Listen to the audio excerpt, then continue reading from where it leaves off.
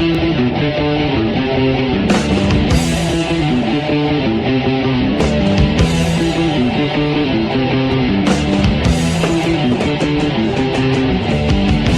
wars, both great and terrible, have occurred across the history of the battle groups. Enemies would frequently go to war with each other, and most of these small, uninfluential wars hold little historical significance. What is truly the greatest war the battle group has ever seen? The war that can truly take the crown as the greatest happened in the first battle group. The belligerents would be Vanguardia, Svalbard and Nokov Japan on one side, Germania, Dravidia and the Hungarian coalition on the other. These six were easily the very strongest nations in the battle group, and at the time were intensely aggressive towards each other. The political disagreements would finally lead down the slippery slope to war. On the other side, one alliance would lose a nation and see the remaining nations hit hard with sanctions and territory loss. The combined power of the Vansvalbis Pact and Nokov Japan overwhelmed the enemy one by one. First, Germania, who were the toughest to disable.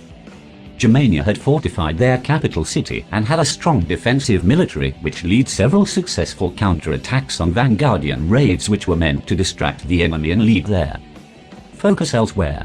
After gearing up properly, the Vansvalbis Pact and Nokov Japanese forces would manage to knock out Germania, but at great cost. They had to take time to gear themselves back up. While Svalbard and Nokov Japan fortified the former territory of Germania and began to rebuild their armies, the Vanguardian navy grew and would become the dominant naval force of the world's oceans. This did not mean that Hungarian coalition submarines would not wreak havoc on the Vanguardian fleet, but the question of who held naval dominance had been answered.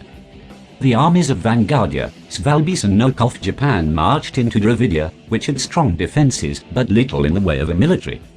Dravidia would fall too, and the Pact and Nokov Japan set their sights on the Hungarian coalition. The Hungarian coalition, aided by some small Germanian freedom fighters, managed to hold the line for a long time, but the stronger economy of their foes proved decisive, as the Vanguardian Hydra policy proved. If one Vanguardian soldier fell, two would take his place. The enemy couldn't keep up and were soon being pushed back. The Hungarian coalition would fall eventually, and the war had been won. Never before or since has a war of such proportion taken place.